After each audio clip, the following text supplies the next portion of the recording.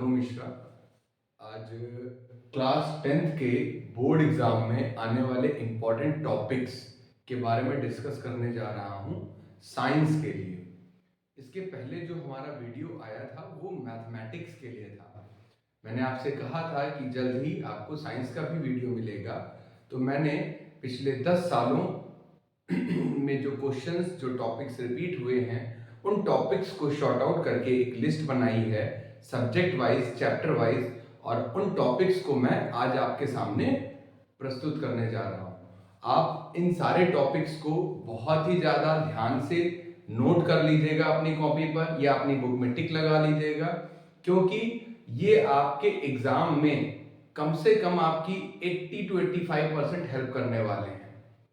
मेरी बात आप गौर से समझिएगा। अगर आप इन टॉपिक्स को प्रिपेयर कर लेते हैं, तो अगर आपके अंदर ये डर है कि मैं साइंस में फेल तो नहीं हो जाऊंगा, तो आप फेल नहीं होंगे। और आप अगर अबव एवरेज हैं या एवरेज वाली सिचुएशन में हैं, तो इन टॉपिक्स को प्रिपेयर करके आप अबव एवरेज या अच्छे नंबर ला सकते हैं क्लास 10th एग्जामिनेशंस में। तो सबसे पहले तो मैं आपसे डिस्कस करूंगा कि किस तरीके से क्लास 10th का वेटेज है, मींस किन किन टॉपिक से कितने नंबर्स के क्वेश्चंस आने वाले हैं। तो जो वेटेज है क्लास 10th का, उसमें जो पहला टॉपिक हमारा है that is chemical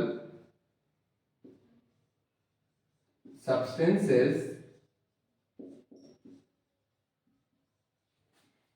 nature and behaviour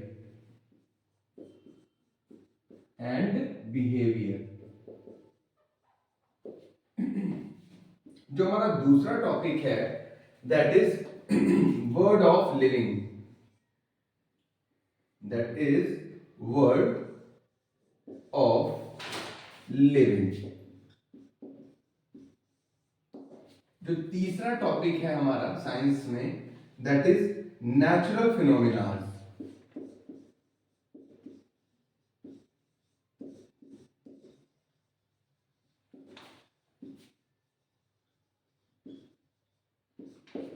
जो चौथा टॉपिक है साइंस में जहां से क्वेश्चंस आएंगे that is effects of current, effects of current. और जो पांचवा टॉपिक और हमारा लास्ट टॉपिक है दैट इज नेचुरल रिसोर्सेज।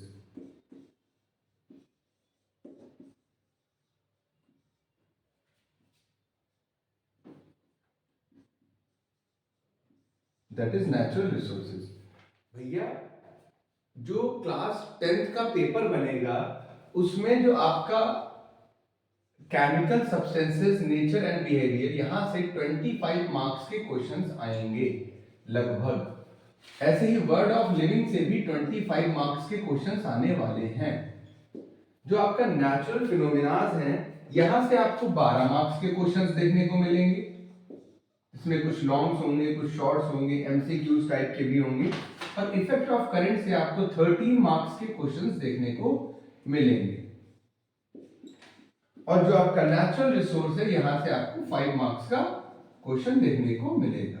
अगर हम इसका टोटल कर लें तो आपका 80 मार्क्स का पेपर होगा। अब बहुत ध्यान से समझिएगा, 80 मार्क्स में पासिंग कितने चाहिए भाई? 40% होता है, लगभग 32 के आसपास मार्क्स चाहिए। तो अगर आप इन दो टॉपिक्स को तैयार कर लेते हैं, that means chemical substances nature and behaviour, world of living, इन दो टॉपिक्स को तैयार कर लेते हैं, तो आपको 25 मींस 50 मार्क्स के क्वेश्चंस आप करके आएंगे। ठीक है, और 50 मार्क्स का क्वेश्चन, इसका मतलब आप पास हो गए। अब ये तो उनके लिए था जिन्हें पास ही होना है। फिर हम बात करते हैं natural phenomenas and effects of current. ये दोनों बहुत ही आसान चैप्टर्स हैं। अगर आप ध्यान से पढ़ोगे, समझोगे, तो आप इन्हें कर लोगे। ठीक है, आपके पास सफिशिएंट टाइम है।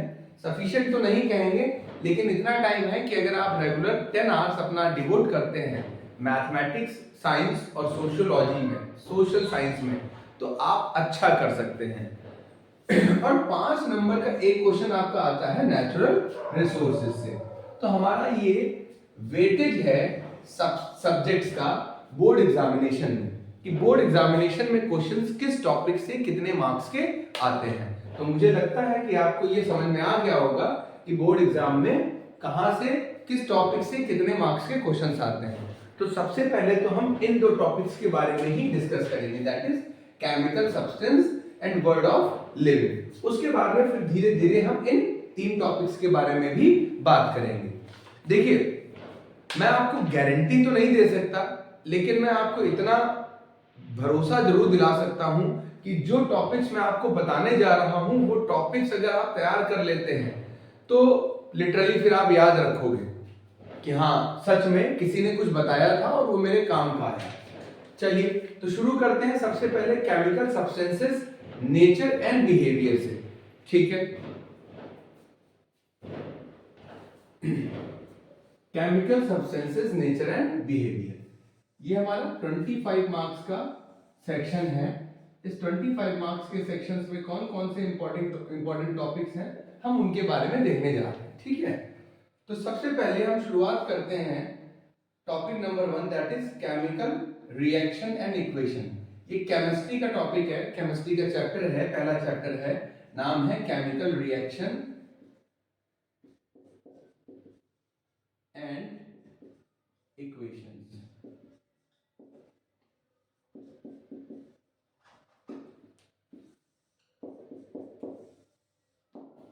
अब केमिकल रिएक्शन और इक्वेशंस में हमें कौन कौन से टॉपिक्स के ऊपर ज्यादा ध्यान देना है, कौन कौन से टॉपिक्स को हमें थॉरोली प्रिपेयर करना है और बार बार प्रैक्टिस करनी है जब तक एग्जाम नहीं आ जाते हैं, जब तक पेपर हमारा नहीं हो जाता है। तो इसमें भैया हमारा सबसे पहला टॉपिक है और मोस्ट इंपॉर्टेंट टॉपिक है, that is balancing of chemical equation.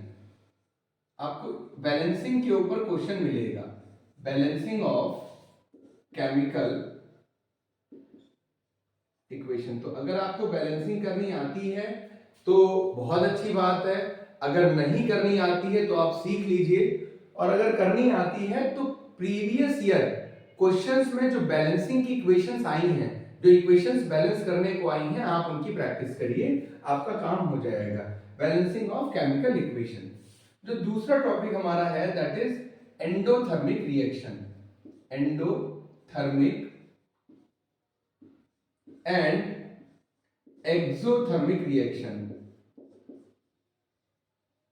Thermic reaction.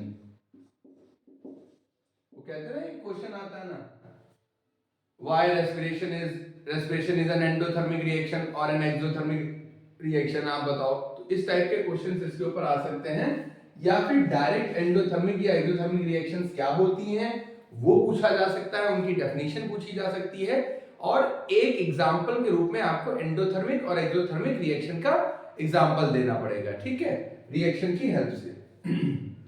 उसके बाद में तीसरे नंबर पर जो हमारा टॉपिक है that is combustion reaction.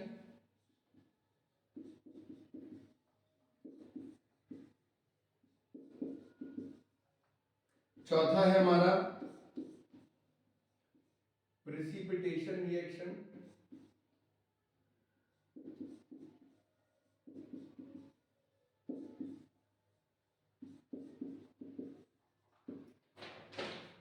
Precipitation reaction के बाद में हमारे पास एक इक्वेशन है, हम उस इक्वेशन के बारे में बात करते हैं, और उस इक्वेशन के बारे में जो कुछ भी आप कर सकते हो, बैलेंसिंग है या फिर ऑक्सीडेशन और रिडक्शन रिएक्शन से करना है कि कौन से सब्सटेंस का ऑक्सीडेशन हो रहा है, कौन से सब्सटेंस का रिडक्शन हो रहा है, वो आप देख लीजिएगा। ये रिएक्शन जो मैं लिख रहा हूँ लेड नाइट्राइट की पोटेशियम आयोडाइड के साथ, ये काफी ज्यादा इंपॉर्टेंट है, PbI2 प्लस 2KNO3। अगर ये बैलेंस्ड है तो अच्छी बात है, और अगर बैलेंस नहीं है तो आप बैलेंस करिएगा। जो हमारा पांचवा टॉपिक है बेटा that is oxidation and reduction reaction. Reduction reaction, देखो सबके तीन चार एग्जांपल तैयार कर लेना, ऑक्सीडेशन के भी तीन एग्जांपल तैयार कर लीजिएगा, और रिडक्शन के भी तीन एग्जांपल, चार एग्जांपल तैयार कर लीजिएगा। रिडॉक्स रिएक्शन, रिडॉक्स रिएक्शन एक ऐसी रिएक्शन होती है जहां एक ही रिएक्शन में ऑक्सीडेशन और रिडक्शन दोनों चीजें हो रही होती हैं। तो रेडॉक्स रिएक्शन के ऊपर डायरेक्ट क्वेश्चन पूछा जा सकता है, आपसे पूछ सकता है कि what is a redox reaction. तो वहां पर आपको क्या लिखना पड़ेगा कि a type of reaction in which both oxidation and reduction takes place simultaneously. ठीक है, तो रेडॉक्स रिएक्शन भी बहुत ज्यादा इंपॉर्टेंट है, आप इसे तैयार कर लीजिएगा। इसी में एक टॉपिक आता है आपका ऑक्सीडाइजिंग एंड रिड्यूसिंग एजेंट।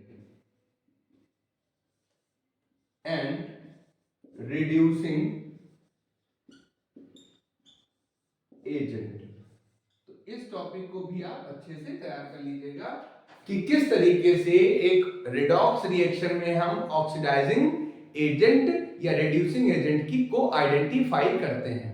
वैसे मैं आपको बता दूं, ऑक्सीडाइजिंग एजेंट वो होते हैं जिनका रिडक्शन हुआ होता है, और रिड्यूसिंग एजेंट वो होते हैं जिनका ऑक्सीडेशन हुआ होता है। या ऑक्सीडाइजिंग एजेंट ऐसे बता सकते हैं कि जो ऑक्सीजन प्रोवाइड करते हैं, ठीक है, और रिड्यूसिंग एजेंट जो हाइड्रोजन प्रोवाइड करते हैं। ये मैं एक लेमैन डेफिनेशन आपको बता रहा हूं, एक जनरल डेफिनेशन बता रहा हूं, जिससे कि आपको क्लियरिटी हो जाए। इसके बाद में एक टॉपिक आता है आपका, दैट इज कोरोजन। बहुत इंपॉर्टेंट है कोरोजन। कोरोजन में एक्चुअल में क्या होता है, आयरन का ऑक्सीडेशन होता है। तो जो आयरन का ऑक्सीडेशन होता है that is known as rusting, और ये कोरोजन के अंदर में आता है। मींस दिस इज अ सब टॉपिक ऑफ कोरोजन।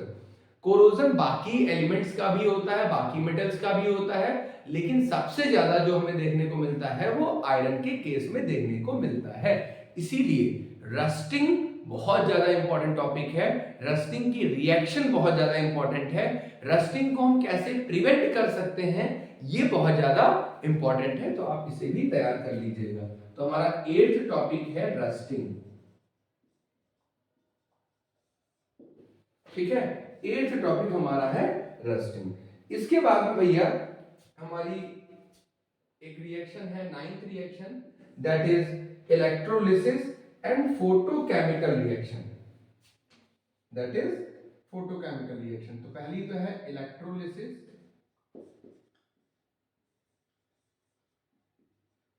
और दूसरी है फोटोकेमिकल रिएक्शन।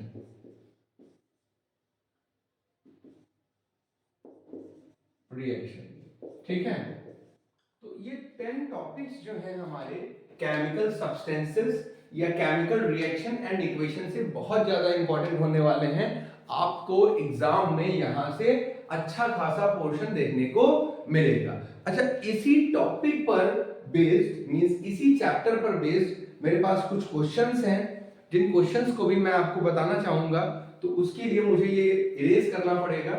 तो अगर आप इसका स्क्रीनशॉट लेना चाहते हैं तो आप स्क्रीनशॉट ले लें, फिर मैं इसको इरेज करूं और मैं क्वेश्चंस को आपको बताऊं कि कौन से क्वेश्चंस आपको इस टॉपिक में तैयार करने हैं। ये टॉपिक्स तो आपको 100% तैयार ही करने हैं। ठीक है, यहां पर आपको कोई भी कह सकते हैं ना कि डिस्काउंट नहीं मिलने वाला। ये टॉपिक्स अगर आप तैयार नहीं करोगे तो फिर आप बड़ी प्रॉब्लम में फंस जाओगे। तो दूसरा चैप्टर हमारा है chemical substances nature and behaviour में, वो है acid base and salt. Acid base and salt. तो सबसे पहले अगर मैं आपको बताऊं कि इसमें इंपॉर्टेंट क्या है, देख भाई, सबसे पहले तो आपको ये पता होना चाहिए कि एसिड्स होते क्या हैं, एसिड्स के टाइप्स क्या होते हैं, एसिड्स को आइडेंटिफाई कैसे करते हैं, बेस क्या होते हैं, बेस की डेफिनेशन क्या है, ऑन व्हाट बेसिस आप बेस को क्लासिफाई करोगे, बेसिस के टाइप्स क्या हैं। ऐसे ही सॉल्ट कैसे बनते हैं, कितने टाइप्स के सॉल्ट्स होते हैं, उनके यूजेस क्या हैं, उनसे कौन से बाई प्रोडक्ट्स बनते हैं, ये तो आपको तैयार करना ही करना है। इसके साथ ही साथ जो टॉपिक्स अब मैं बताने जा रहा हूं वो आपको 100 नहीं 200% तैयार करके ही जाना है बोर्ड एग्जाम के लिए। ओके, तो सबसे पहला जो हमारा टॉपिक है that is indicators of acid. That is indicators क्योंकि इस पे आपको ऑब्जेक्टिव क्वेश्चन मिलेगा इंडिकेटर्स ऑफ एसिड्स में। अब देखो, अगर इंडिकेटर्स ऑफ एसिड की बात करें तो इसको हम क्लासिफाई करेंगे। सबसे पहला तो हमारा लिटमस पेपर ही है, ठीक है। दूसरा जो हमारा इंडिकेटर है दैट इज नेचुरल इंडिकेटर, जैसे मेथाइल ऑरेंज है, नेचुरल इंडिकेटर। इसके बाद में जो तीसरा हमारा इंडिकेटर आता है that is synthetic indicator.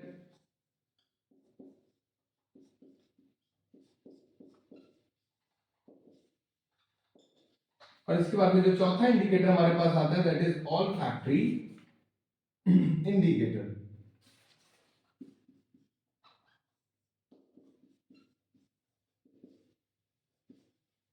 All factory indicators में जैसे कि आपका अनियन है, वनीला है, ठीक है, इनकी मदद से, या हमारे पास क्लोव ऑयल है, ये सभी हमारे ऑल फैक्ट्री इंडिकेटर्स में आते हैं। अब देखो, ये जो इंडिकेटर्स ऑफ एसिड्स हैं, इन्हीं की मदद से हम बेसिस की भी बेसिस को भी इंडिकेट करते हैं, ठीक है। ये इंडिकेटर्स बहुत ज्यादा इंपॉर्टेंट है, इनके ऊपर ऑब्जेक्टिव क्वेश्चन बनने की प्रोबेबिलिटी सबसे ज्यादा होती है। दूसरा जो हमारा टॉपिक है that is reaction of metal carbonate, कोई भी मेटल हो, metal carbonate and metal hydrogen carbonate with acid, and metal hydrogen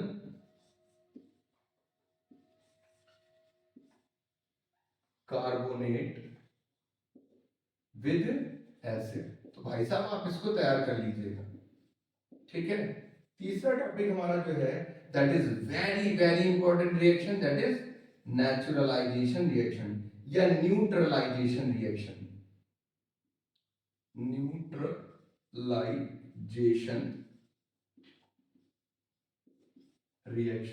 neutralisation reaction में बाबू होता क्या है कि सॉल्ट होता क्या है कि जब एक एसिड जब एक बेस के साथ रिएक्ट करता है तो सॉल्ट और वाटर बनता है।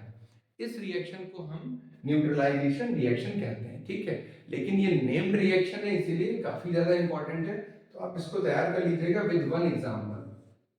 फिर reaction of metallic oxide with acid, ये टॉपिक भी इंपॉर्टेंट है, इसको भी तैयार कर लीजिएगा। इसमें भी कम से कम 4-5 एग्जांपल आपको तैयार होने चाहिए, 4-5 रिएक्शन तैयार होने चाहिए। Reaction of metallic oxides with acids, metallic oxides with acids. फिर हमारा जो पांचवा टॉपिक है which is also very very important कि टाइप्स ऑफ एसिड भी मैंने बताया ना, तो टाइप्स ऑफ एसिड्स में स्ट्रॉन्ग एसिड्स होते हैं, वीक एसिड्स होते हैं, उनके बारे में आपको ध्यान से पढ़ना है कि व्हाट आर देयर प्रॉपर्टीज, कि किस तरीके से आप किसी एसिड्स को कहेंगे कि ये स्ट्रॉन्ग एसिड है, ये वीक एसिड है, what are the characteristic properties. तो आपको ये सब पढ़नी है और इनके यूजेस भी देखने हैं, स्ट्रॉन्ग एसिड है, वीक एसिड्स। इसके बाद में जो हमारा टॉपिक आता है that is uses of mineral acids in industry, uses of mineral acids in industries. जो छठा टॉपिक हमारे पास आता है that is uses of basis, uses of basis, basis के क्या यूज है, ठीक है। ऐसे ही आपको यूजेस ऑफ एसिड भी तैयार करने हैं, बहुत इंपॉर्टेंट है। देखो Lewis acid, Lewis base, actual में क्या होगा कि जब एसिड के बारे में बात करना चालू हुआ तो अलग अलग लोगों ने अलग अलग डेफिनेशंस दी एसिड की, ठीक है। सबसे पहले तो बात की गई कि acids when they are tested तो acids are sour in taste, bases are bitter in taste. लेकिन सारे एसिड्स को आप टेस्ट करके तो कंफर्म नहीं कर सकते कि कौन सा स्ट्रॉन्ग एसिड है, कौन सा वीक एसिड है, या कौन सा एसिड है। अगर स्ट्रॉन्ग एसिड हुआ और आपने टेस्ट कर लिया सपोज दैट H2SO4, तो भैया आपकी जबान गई, फिर तो टेस्ट भी नहीं बचेगा। है ना। तो ऐसे केसेस में और फर्दर ग्रेजुअली बहुत सारी डेफिनेशंस आई, जिसमें जो इस वक्त मॉडर्न डेफिनेशन हम यूज करते हैं एसिड और बेसिस को डिफाइन करने के लिए, that is Lewis acid and Lewis base concept. मौका मिलेगा तो हम आपको लेविस एसिड और लेविस बेस कॉन्सेप्ट बताएंगे। तो यूजेस ऑफ बेस। इसके बाद में कुछ और इंपॉर्टेंट टॉपिक है इस चैप्टर में, दैट इज सबसे पहला और सबसे ज्यादा important topic, that is pH scale. कि पीएच स्केल क्या है, इसका इंपॉर्टेंस क्या है एवरीडे लाइफ में, its importance in everyday life.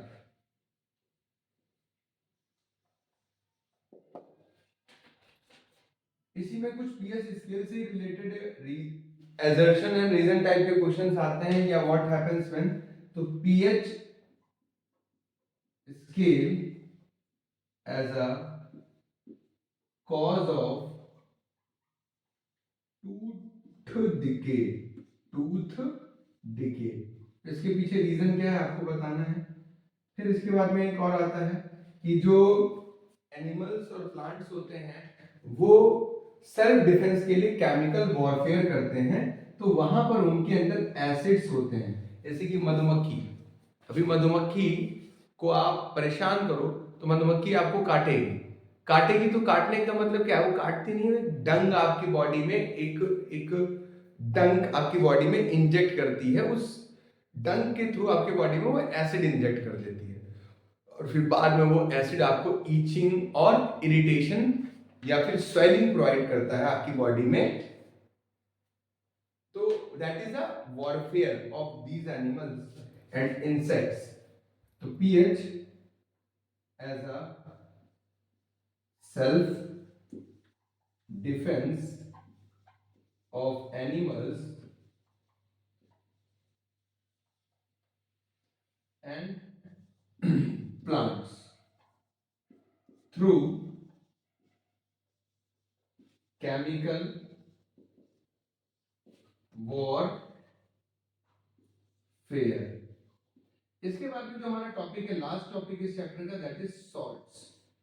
Salts क्या है, इनके बारे में भी जान लेते हैं, बहुत ज्यादा इंपॉर्टेंट है, बहुत ही ज्यादा इंपॉर्टेंट ये टॉपिक है सॉल्ट्स वाला।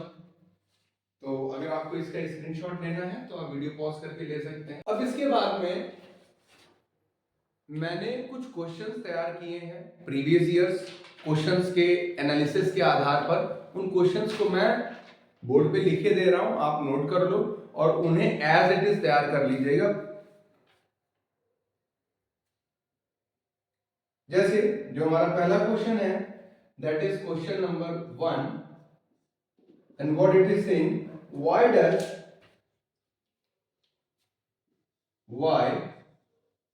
does the color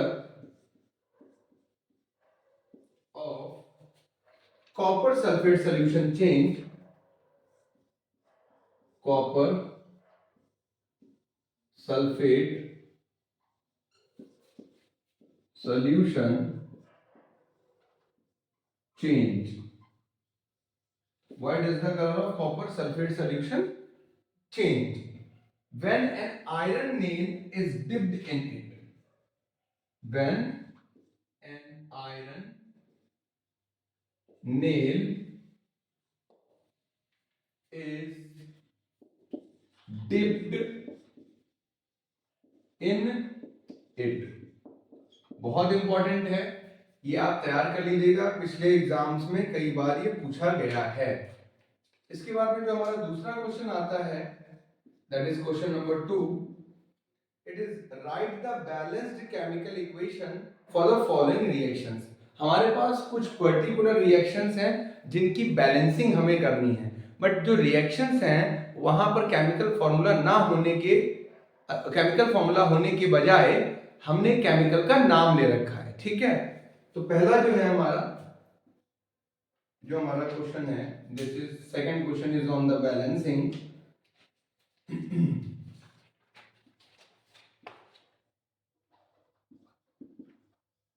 balancing of following reaction.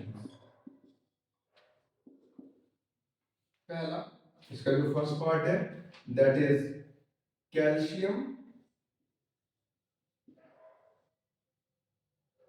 Hydroxide plus carbon dioxide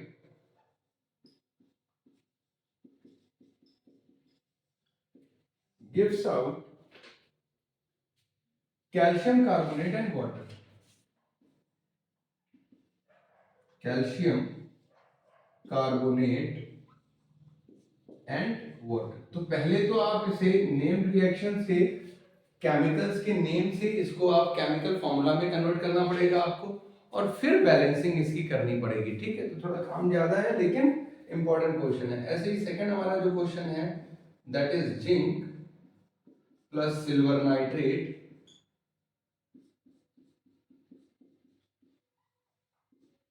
gives out zinc nitrate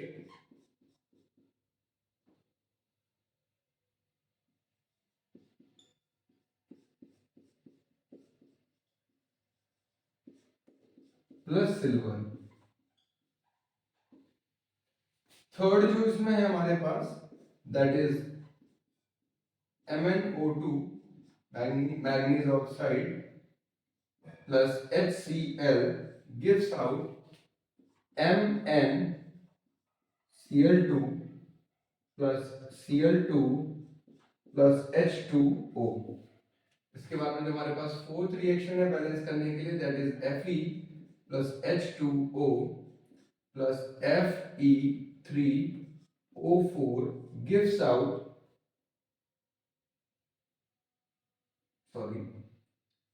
out H2। Okay, fifth जो हमारे पास है that is HNO3 plus CaOH का whole twice gives out CaNO3 का twice plus H2O। तो हमारे पास ये कुछ सिलेक्टेड केमिकल रिएक्शंस हैं जिनको हमें बैलेंस करना है। सिक्स्थ जो इक्वेशन है हमारे पास that is CO2 plus H2O gives out under the sunlight या फिर क्लोरोफिल की प्रेजेंस में,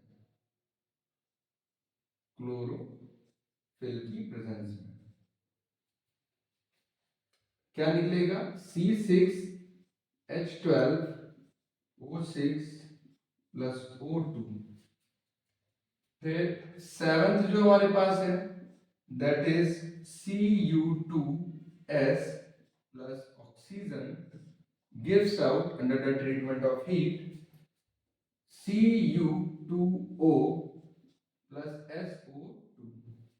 और जो हमारे पास लास्ट रिएक्शन है जिसे हमें बैलेंस करना है दैट इज रिएक्शन नंबर 8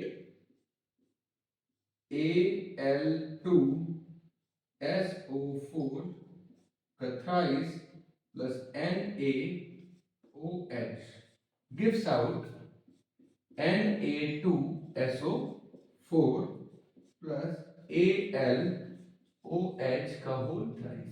तो बेटा ये कुछ केमिकल रिएक्शंस हैं जो अनबैलेंस्ड हैं जिन्हें आपको बैलेंस करना है। देखिए मैं ये नहीं कह रहा कि यही पेपर में आ जाएंगे, लेकिन प्रोबेबिलिटी है कि इनमें से आपको 2 से 3 रिएक्शंस बैलेंस करने को मिलेंगी। तो आपको सबसे पहले इन्हें बैलेंस करना है, बैलेंस करने के बाद में इनकी प्रैक्टिस करनी है। ठीक है, इसके बाद में जो हमारे पास क्वेश्चंस हैं उन क्वेश्चंस के बारे में बता देता हूं। क्वेश्चन नंबर 3 दैट इज, मैं इस इधर साइड में लिख रहा हूं, आप नोट करते रहो साथ में मेरे। That is what happened when, what, इस टाइप के क्वेश्चंस बहुत ज्यादा आते हैं। व्हाट हैपेंस व्हेन, पहला है लेड नाइट्रेट इज हीटेड, जब आप लेड नाइट्रेट को हीट करेंगे तो क्या होगा, ठीक है, ये आपसे क्वेश्चन पूछ रहा है। फिर नाइट्रिक एसिड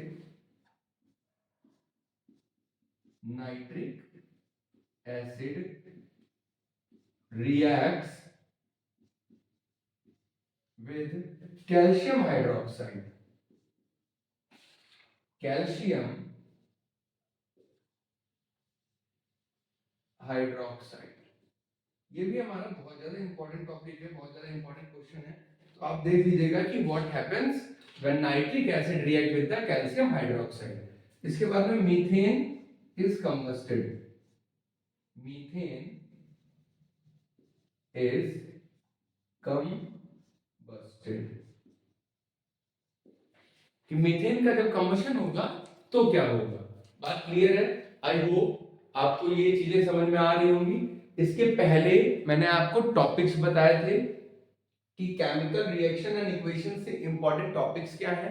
अब केमिकल रिएक्शन और इक्वेशन से वो इंपॉर्टेंट टॉपिक्स तो हमारे पेपर के लिए हैं ही, साथ ही साथ ये जो 3 क्वेश्चंस मैंने आपको बताए हैं, ये 3 क्वेश्चंस भी काफी ज्यादा इंपॉर्टेंट है। तो आप इन 3 क्वेश्चंस के आंसर्स फाइंड आउट करके इन्हें प्रिपेयर जरूर कर लीजिएगा, पेपर में आने की प्रोबेबिलिटी इनकी काफी ज्यादा है, ठीक है। इसके बाद में जो हम नेक्स्ट चैप्टर हमारा है वो है एसिड बेस एंड सॉल्ट, उसकी तरफ बढ़ेंगे। अगर आपको इसका स्क्रीनशॉट लेना है तो आप स्क्रीनशॉट ले सकते हैं। तो सबसे पहले सॉल्ट की बात करते हैं। सॉल्ट की बात करने से पहले सॉल्ट्स की क्लासिफिकेशन की बात करते हैं कि सॉल्ट्स को हम क्लासिफाई कैसे करते हैं। तो सबसे पहले वो सॉल्ट्स जो HCl एसिड, जो HCl की हेल्प से बनते हैं, या salts of hydrochloric acid, salts of hydrochloric acid, उन्हें हम क्लोराइड्स बोलते हैं। क्या बोलते हैं? क्लोराइड्स बोलते हैं।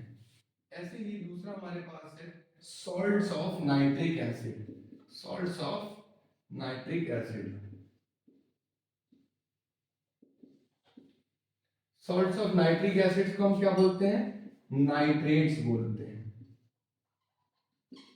ऐसे ही तीसरा हमारे पास है that is salts of sulphuric acid,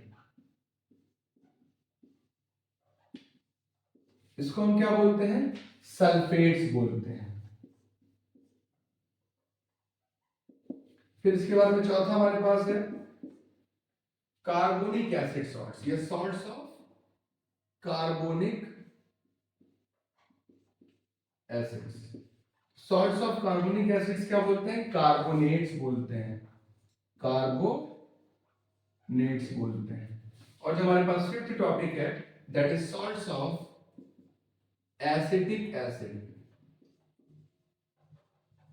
salts of acetic acid क्या होंगे? एसीटेट्स कहलाते हैं। क्या कहलाते हैं? एसीटेट्स कहलाते हैं, ठीक है। तो एक्चुअली ये मैंने आपको बता दिया नेमिंग ऑफ द सॉल्ट्स, तो जिससे आप कंफ्यूज ना हो कि कौन सा सॉल्ट किस एसिड की हेल्प से बना हुआ है, ठीक है। इसके बाद में हम टॉपिक्स के बारे में बात करते हैं। इंपॉर्टेंट टॉपिक्स जो है हमारे, दैट इज, ये तो पहले नेमिंग ही होगी, यही सबसे वन पर आ गया। फिर बी में हमारा आ गया common salt, that is NaCl। ये कॉमन सॉल्ट बनता कैसे है, उसके यूजेस क्या हैं? कॉमन सॉल्ट के यूजेस क्या है, ये आपको बहुत अच्छे से तैयार करना है। फिर इसी में हमारा तीसरा टॉपिक आता है कास्टिक सोडा, बहुत इंपॉर्टेंट है। कास्टिक सोडा का यूज बहुत ज्यादा इंपॉर्टेंट है, आप ध्यान रखिएगा।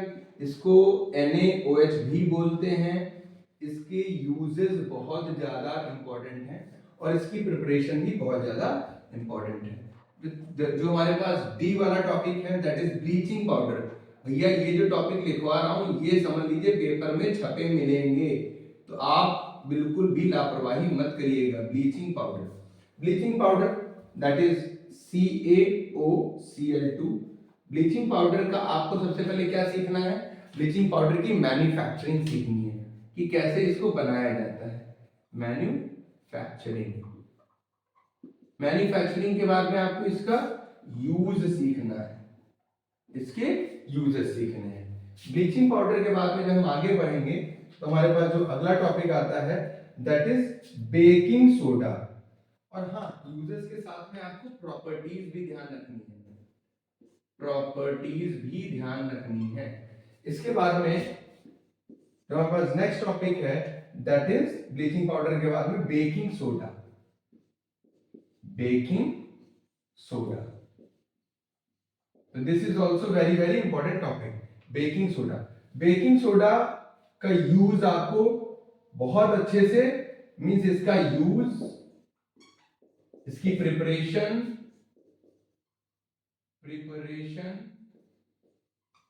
प्रॉपर्टीज बहुत अच्छे से तैयार करनी है, ठीक है। और मैन्युफैक्चरिंग, प्रिपरेशन में ही हो गया मैन्युफैक्चरिंग। फिर जो हमारा नेक्स्ट टॉपिक आता है दैट इज आता है washing soda. Washing soda, washing soda मतलब Na2CO3.10H2O mean sodium carbonate decahydrate 10H2O। फिर अगेन वही चीज, इसकी प्रिपरेशन कि कैसे इसको प्रिपेयर किया जाता है, प्रिपरेशन के बाद इसकी यूजेस के बाद में इसकी प्रॉपर्टीज। बहुत इंपॉर्टेंट है बाबा, ये पेपर में मिलेगा, ब्लीचिंग पाउडर, वॉशिंग सोडा, ठीक, baking soda, these are very very important topics. तो आप कृपया करके इनके साथ खिलवाड़ ना करें, इन्हें अच्छे से तैयार कर लें। इसके बाद में जो हमारे पास अगला टॉपिक है, और आई होप लास्ट तो नहीं है लेकिन इंपॉर्टेंट है, that is POP, plaster of Paris. Plaster of Paris, POP short form में लिखते हैं। फॉर्मूला है इसका calcium sulphate, calcium sulphate hemihydrated, hemihydrated means आधा पानी है इसमें। तो सबसे पहले इसमें इंपॉर्टेंट क्या है, प्रिपरेशन, प्रिपरेशन के बाद में प्रॉपर्टीज, यूजेस, रिएक्शंस इन्वॉल्व, जितनी भी इसमें रिएक्शंस है वो तैयार करनी है, रिएक्शंस इन्वॉल्व, ठीक है। ये आपको अच्छे से तैयार करना है। इसी में जिप्सम नाम का एक टॉपिक आता है, वो भी आपको तैयार करना है, ठीक है। These are very very important topics in acid, base and salt. अभी कुछ इसके ऊपर क्वेश्चंस हैं, वो क्वेश्चंस मैं आपको इधर बता देता हूं। अगर आप इसका फोटो स्क्रीनशॉट लेना चाहते हो तो स्क्रीनशॉट ले सकते हैं। तो बाकी बचे हुए इंपॉर्टेंट टॉपिक्स हैं एसिड, बेसिस एंड सॉल्ट से, that is water of crystallization, बहुत ज्यादा इंपॉर्टेंट टॉपिक है। वाटर ऑफ क्रिस्टलाइजेशन बहुत इंपॉर्टेंट है, वाटर ऑफ क्रिस्टलाइजेशन बहुत इंपॉर्टेंट टॉपिक है। वाटर ऑफ क्रिस्टलाइजेशन के बाद में फायर एक्सटिंग्विशर का मैकेनिज्म क्या है, यूज क्या है, प्रॉपर्टीज क्या है, कौन से केमिकल्स होते हैं, पूरा तैयार करना है। फायर एक्सटिंग्विशर, फायर एक्सटिंग्विशर के बाद में एक क्वेश्चन आता है that is what happens when, ये आपको तैयार करना है काफी अच्छे से। व्हाट हैपेंस व्हेन, पहला है व्हाट हैपेंस व्हेन में, when gypsum is heated at 373 kelvin या 100 डिग्री सेल्सियस, तो क्या होगा आपको तैयार करना है। Similarly when POP is heated, आपको तैयार करना है।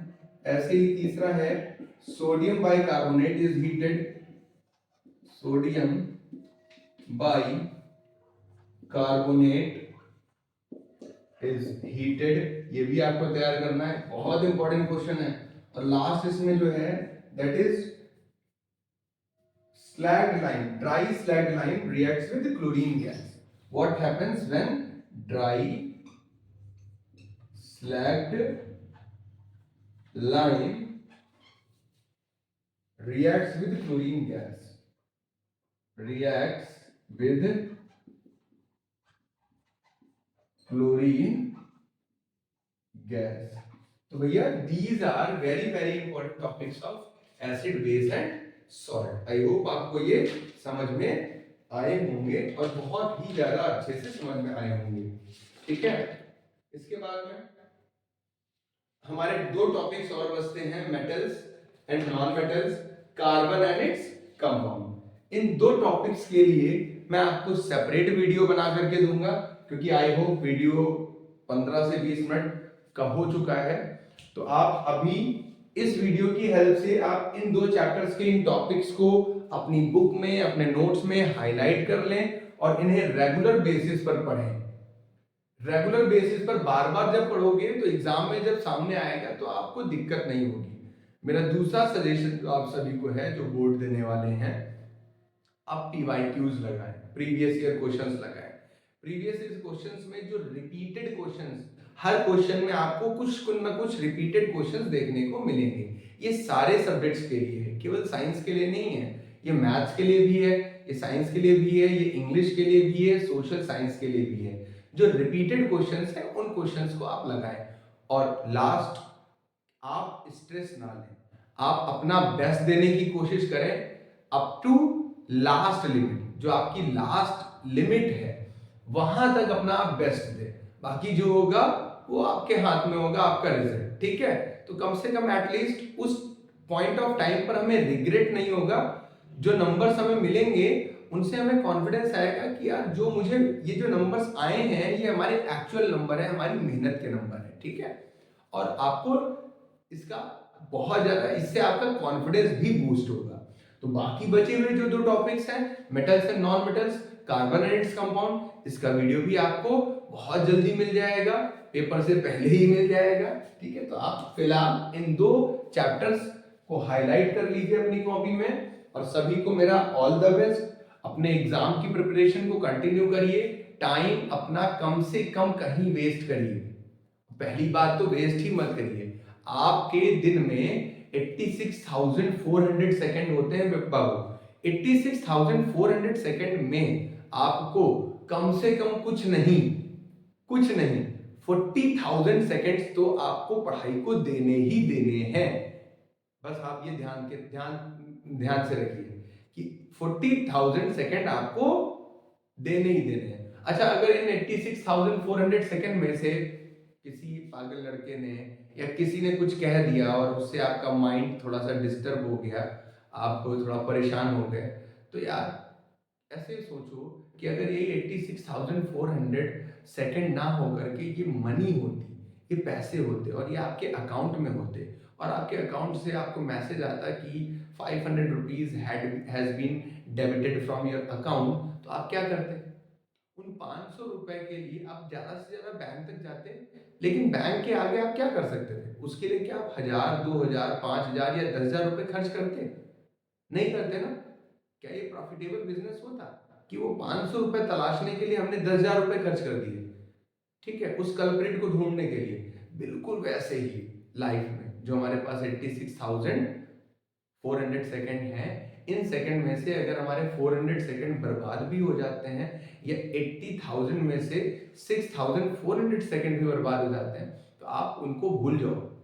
आपके पास जो 80,000 सेकंड्स हैं उन सेकंड्स के ऊपर वर्क करो, ठीक है। वो मूर्ख था, पागल था, उसके पास विवेक नहीं था, बुद्धि नहीं थी, इसीलिए उसने आपको डिस्टर्ब किया, और वो उसका प्लान था कि आपको वो डिस्टर्ब करे जिससे कि आप पढ़ाई ना कर पाओ, ठीक है।